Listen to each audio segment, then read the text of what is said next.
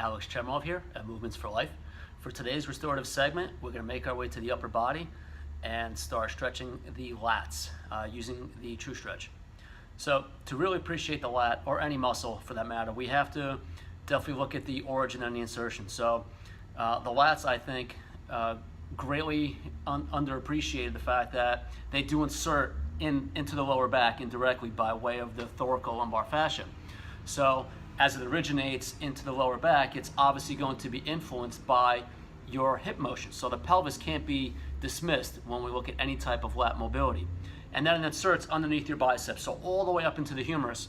So from that point, the lat it acts like a bridge. It connects the upper body to the lower body. So that connection is so vast, and again, as I said before, influenced by so many variables from the lower body coming up and the upper body coming down. So if we look at from the top down, that humeral insertion, the position of your arms is going to be really important. So the lat has the ability to concentrically internally rotate your arms. So any type of lat mobility or stretching, you're going to want to be able to ideally externally rotate your arms.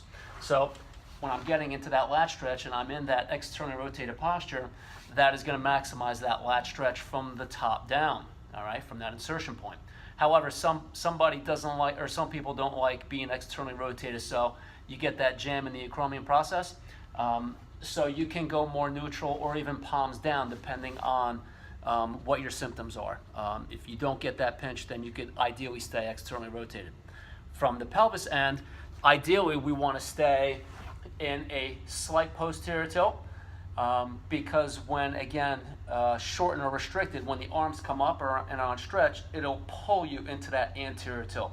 So being able to stay in that neutral or slightly posterior tilt is going to be the ideal to be able to maximize that lat stretch from the bottom up. So to prove that point, we're actually going to do two different lat stretches using the cage. So the first one is going to be utilizing a hip driver.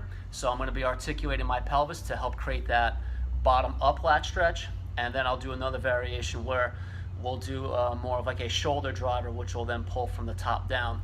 And we'll be able to maximize that externally rotated shoulder position that I mentioned earlier. So getting into the True Stretch, a fundamental lat stretch is just going to be kind of leaning back as if I'm trying to really try and pull this cage over. Now this would work if I don't have a True Stretch. I can set up a bar on a squat rack or a Smith machine. Railings can work as well. So again, for my demo purposes, I'm going to stretch cage. So I'm going to get into that nice lat stretch. Notice I'm in a nice posterior tilt, and all I'm going to do for my sagittal plane variation is go into an anterior tilt and then go into a posterior tilt. So I'm going to create that bottom up lat stretch as I'm essentially pulling traction on my lats, all right? So there's my anterior tilt, and then here's my posterior tilt. So there's my sagittal plane variations. For a frontal plane, you want to think about kind of wagging your tail, right? So I'm rotating my pelvis in the frontal plane, and with this, you almost want to think about hiking your pelvis on one side towards your ribs. All right, so it's a frontal plane hip rotation. And now lastly, I'm going to get into a transverse plane stretch where I'm going to now rotate one pelvis down, all right? And if you've never done any type of hip driver for your lat stretch, you'll truly be able to appreciate the line of pull really going from the origin. So you're going to really appreciate that lat stretch where it inserts into your lower back, all right? So those are all your different hip drivers. And now let's make my way to the upper body. So a shoulder driver driving top down. So really more of that insertion point.